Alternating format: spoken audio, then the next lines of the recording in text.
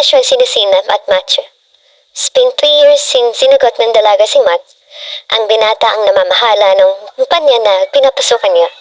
Noong una ay empleyado at boss lang ang relasyon nila. Hindi nagkaon ay nagpakita ng interes ang binata kay Sinap at pagkaraan nga ng ilang buwan ay sinagot ito ng dalaga. Dahil na rin sa masigasig nitong panlilikaw.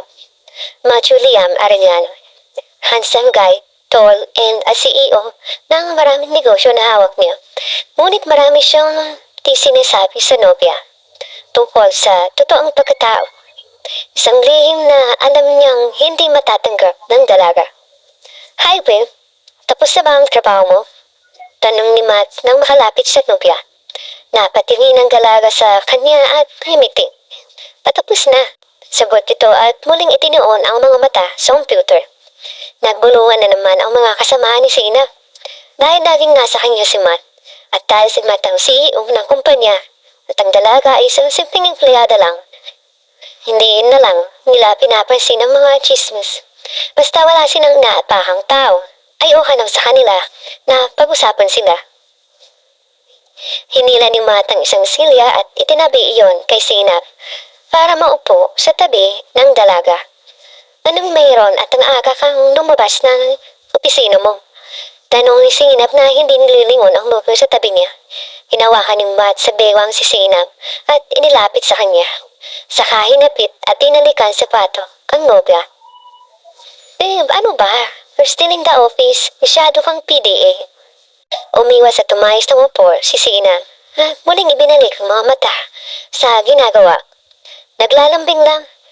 Medyo marami kasi akong pinirmahan na mga dokumento. Kaya kailangan ko ng vitamin. Bilang sagot ni Matt.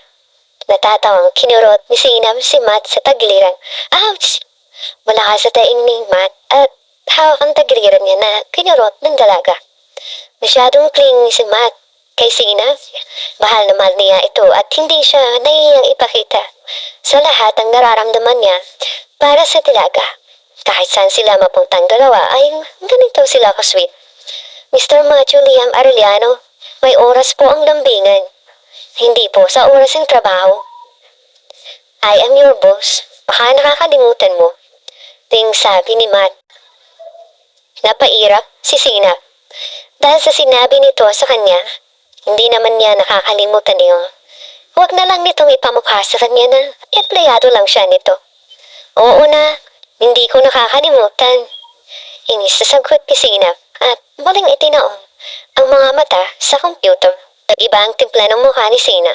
Parang napikon niya ang nobya sa mga sinabi niya. Sorry, ani Matt. Hindi pa rin ito pinansin ni Sinap at itinuloy ang trabaho. Tinatapos. Sorry na. Ulit ito sa niyakap ang nobya at isiniksik ang mukha sa may bato. Don't get mad, babe. It's just a joke and I didn't mean anything. You know how much I love you. At di ko kaya na ganito ka sa akin. Dagdag pa ni Matt. Tinanggal ni Sinap ang mga kamay ni Matt na nakayakap sa kanya. At hinarap ito. Hindi ako galit. Niing-ingis lang. Mika ni Sinap sa kaniyakap ting si Matt. Normal naman sa isang relasyon ng may tampuhan at inisaw. Medyo sobra lang si Matt sa mga pinibitaw nitong mga salita kay Sinap. Kaya nagagalit ito o naiingis. This is what she loves about Matt. Masyado nitong mahal na mahal siya na hindi niya kayang pantayan ang pagmamahal nito sa kanya. Dagdag na lang na mayaman ito at magandang lalaki. I love you so much, Sinap. Mulong Matt sa tenga niya na mapansin ang pagyugyug ng balikat nito. Babe, are you crying? Tatakang tanong ni Sinap. Makaiwanan mo ako. Natakot ako, babe. Hinupis ni Matt. Hindi ako mawawala sa iyo. Never. Kaya stop thinking about that. Palo ni Sine sa nobyo niya. Matt is not a possessive man at hindi rin ito siloso. Pero ganito ito kapag may tampuhan sila. Kaya nga lagi siyang nagigilty. Kapag umiiyak si Matt sa kanya, siya na ang laging umaang sa binata. Kapag ganito, ito, kahit wala pa siyang kasalanan. Sa totoo lang, ang daming pumapasok sa isip ni Matt. Hindi niya alam kung makakaya ba niya na mawala si Sinab sa buhay niya. Sinab is only one mula ng iba. She's everything to him. Walang kwenta ang mataas niyang posisyon sa kumpanya kung wala si Sinab sa kanya. Ang lahat ng mga nakukuha niyang kaginhawaan ngayon ay paliwala kapag hindi niya kapiling ang babaeng minamahal niya sa buong buhay niya. Let's go. Aya ni Sinab kay Matt. Inop niya ang computer at kinuha ang kanyang bag saka tumayo. Hawak kami silang lumabas ng kumpanya at inihilig ang ulo ni Sinab sa balikat ni Matt habang naglalakad sila papunta sa parking lot. Tahimik at parang walang ingit. Sina Sinab at Matt habang lula ng sasakyan ni Matt. Paminsan-minsan ay sumusulyap si Matt sa dalaga pero ibabalik din agad ang mga mata niya kapag nararamdamang lilingoy sa kanya ang dalaga. Babe, may sasabihin ka ba? Tanong Sinab. Wala naman. Kipit balik at tatamingin ulit si Sinab sa dinadaanan nila. Babe, what if malaman ka tungkol sa akin? Iiwanan mo ba ako? Walang lingon na tanong ni Matt. Napatingin si Sinab sa binata. Eto na naman ang pag-iisip ng boyfriend niya na iiwanan niya ito. Di ba sinagot ko na yan kanina? Hindi kita iiwanan. Promise. Sagot ng dalaga at tinaas ang kamay na nanunumpa. Promise? Tanong ulit ni Matt. I promise. Hindi maalis-alis kay Matt ang pangamba na iiwan siya ni Sinab kapag nalaman nito ang totoo. Walang nakakaalam nito maliban lang sa pamilya niya at sa mga Santiago. Pagkatid niya kay Sinab ay dumaretso na siya ng uwi sa bahay nila. Nadatnan niya ang ina na nanonood ng telebisyon at hinihintay siya. Magandang gabi po, bati ni Matt sa ina. Napaningon si Marta sa pinanggalingan ng boses. O iho, andito ka na pala. Halika na at may inhanda akong masarap na hapunan para sa iyo. Aya ni Marta sa anak at tumayo ito upang lapitan si Matt. Nakangiting hinawakan niya sa kamay saka iginiya papunta sa kusina. Nag-iisang anak si Matt na mag-asawang Marta at Benny Arellano. Si Matt ay isang minupusang baby. Medyo may edad na si Marta ng mga anak kay Matt dahil sa may edad na rin sila nung magpakasal. Ma, si Papa po? Tanong ito na hinahanap ng mga mata ang ama. Nasa mansyon, ipinatawag ni Greg na iiuutos ata. Sugot ni Marta sa anak habang nilalagyan ng plato si Matt sa mesa at sinandukan ng kanin. Pagkatapos ay nilagyan ng niluto niyang ulam na adobong manok. Ang papa ni Matt ay isang katiwala ng pamilya Santiago. Matagal ng katiwala si Benny. Binata pa ito noong unang magtrabaho ito roon at dahil sa tagal ng paninimbihan ay pinagkatiwala ang ibang kumpanya sa anak ni Benny na si Matthew. Ang mama naman niya ay nasa bahay lang at inaasikaso silang mag-ama. Isang katiwala lang ng mga Santiago, sina Matt at ang papa niya. Si Matt ay assistant ng pinaka-CEO ng kumpanyang hub niya. Si Gregorio Santiago o Greg kung tawagin nila. Si Gregorio Santiago ang nagmamay-ari ng lahat ng mga kumpanya na hinahawakan ni Matt. Hindi naman siya tumutol na maging isang assistant lang.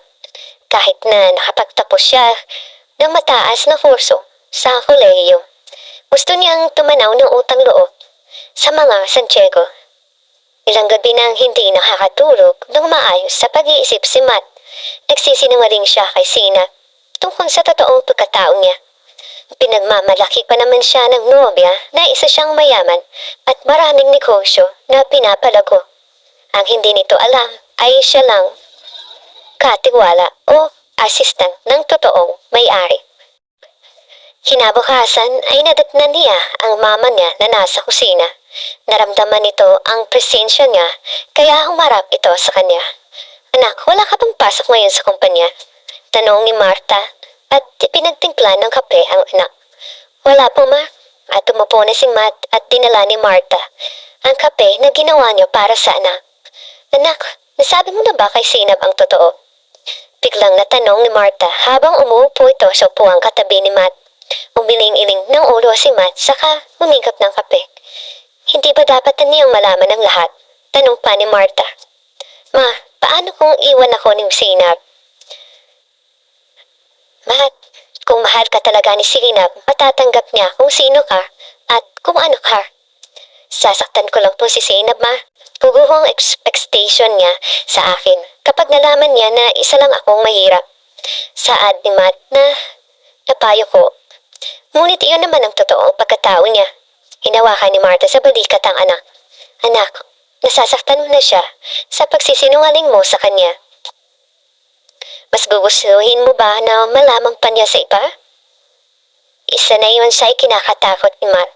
Ang malaman ni Sinap sa iba ang lahat. Pero paano niya ito sisimulang aminin kay Sinap?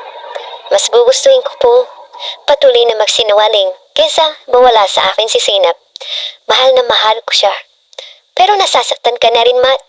Hindi ikaw yan, anak. Pinalaki ka namin ng papa mo ng tama.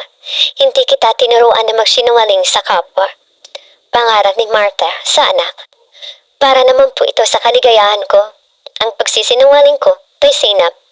Ayoko pong mawala siya sa buhay ko. At kamuhian ako pagdating ng araw. Ani ni Matt.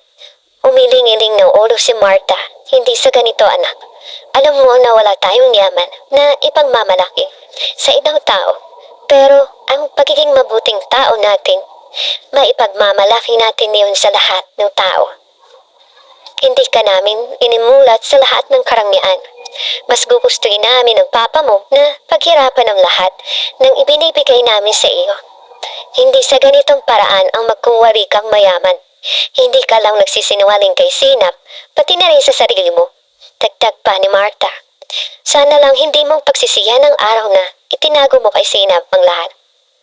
Sana nga lang ay hindi ito makarating kay Sinap at magalit ito kay Matt pagkatapos ay makikipaghiwalay sa kanya na hindi na niya kakayanin. Happy 4th year anniversary, babe. Masayang bati ni Sinap kay Mark. Nagulat si Matt na naunang bumati sa kanya si Sinap. Ito ang mahalagang okasyon nilang dalawa ng dalaga. Ang petsa na opisyal na naging sila. Napangiti si Sinap at binigyan ng halik sa pisngi ang binata. Hindi niya akalain na tatagal sila ng ganito. Nang 4 na taon, Matt is her first boyfriend at walang lalaking minanya na totoo. Sorry babe, wala akong gift na inanda. Okay lang niyon, ano ka ba? Sagot ni Sinap. Napangiti si Matt at tinawakan ang kamay ng dalaga. Wala rin naman akong regalo sa'yo. Alam mo namang nagtitipid ako. Sabi ni Sinap.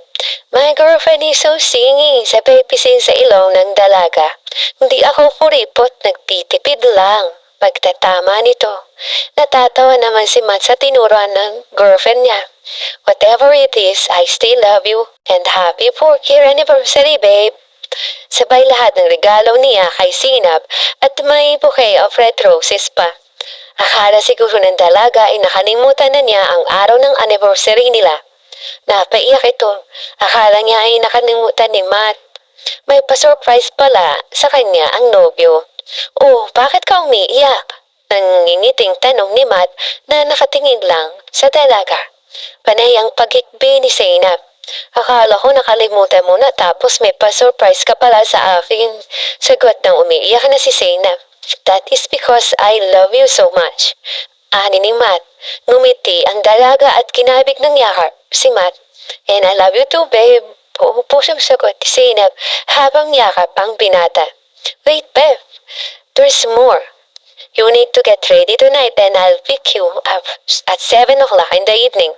Sobra-sobra na ang kaligayahan ni Sinap na nakatanggap ng regalo kay Matt dahil hindi nito nakalimutan ang anniversary nila. May karagdagang pang-surprise ito mamaya sa kanya. Can I open it? Tanong ni Sinap na itinuro ng tingin ang regalong hawak niya. Of course, open it. Sagot naman ni Matt. Dali-daling sinira ni Sinap ang gift wrapper at saka lumitaw ang isang maliit na box. Ninuksan niya ito at tumambad sa kanya ang isang singsing. Napatingin siya kay Matt. Namumula na naman ang mga mata niya. Nagpapadya ang mga luha na pumatak sa mga mata niya. Thank you, mahinang sabi ni Sinap dahil sa nararamdamang pag-iyak. Nilapitan siya ni Matt at kinuha ang singsing sa box. Isinuot niya ito sa daril ring ni Sinab at hinalikan ang mismong singising sa kamay ni Sinab. Pagkatapos ay tumunghay ito kay Sinab. "Are you proposing?" tanong ni Sinab. Matt chuckled at umiling-iling. "Not yet, babe. When you're ready, then I will do that. But not now." Sagot ni Matt. Nang hinayang naman ang dalaga, hindi pa na magpupropose si Matt sa kanya. Kailangan pang malaman ni Sinab ang lihim niya bago niya ito yayain magpakasal. Pinagtikit nilang dalawa ang mga noo nila saka inalikat ni Matt sa labi si Sinab. Sinab is everything to him. Hindi pa naman niya kayang mag-aya ng kasal ngayon, pero para sa kanya, si Sinab na ang babaeng gusto niyang makasama. Habang buhay, ang babaeng kasama niyang bubuo ng isang pamilya. Habang nakatingin si Sinab sa mga mata ni Matt, alam niya na si Matt na ang lalaking hinahanap niya. Ang pangarap niya ang lalaki, isang bilyonaryo at gwapong lalaki na makakapag-ahon sa kanila sa kahirapan. Mataman na naghihintay si Sinab sa pagdating ni Matt. Ngayong gabi ipapakita ni Matt ang isa pa niyang sorpresa para sa kanya. "Ate, maganda ka na. Hindi mo na kailang titigan ang sarili mo sa salamin." Punang sabi ni Sia. Napalingon si Sinab sa kapatid at ngumiti. "Isang ka naman magmamana. Hindi sa akin lang. Dahil pareho tayong maganda." Natatawang sagot ni Sinab sa biro ng kapatid. "Oo naman, ate." Habang nilalapitan nito ang kapatid at tinawakan sa balikat ang ate niya. "Masaya ako para sa iyo, ate." "Salamat. Kahit ako, masaya dahil si Matt ang boyfriend ko. Mahal na mahal ko siya." Ani ni Sinab. "Nag-propose ba sa'yo?" "Hindi pa. Pero sabi niya kapag handa na raw ako." "Handang-handa na nga ako, pero ayoko namang pamunahan ng plano niya. Kahit na gustong-gusto ko nang ikasal kami." Masayang sagot ni Sinab. "Ate, paano kung hindi pala totoong bilyonaryo si Kuya Matt? Mamahalin mo pa kaya siya?" Natigilan si Sinab. "Paano nga ba?" "Huwag kang mag-isip ng ganyan. Sinisira mo ang magandang gabi ko eh." Saway nito sa kapatid. "Sinasabi ko lang, ate, kasi alam ko na pangarap mong magkaroon ng asawa na katulad ni na Kuya John at Kuya William. Sana naisip mo na baka pera lang ang habol mo kay Kuya Matt kaya gustong-gustong siya." Napatigil naman si Sinab.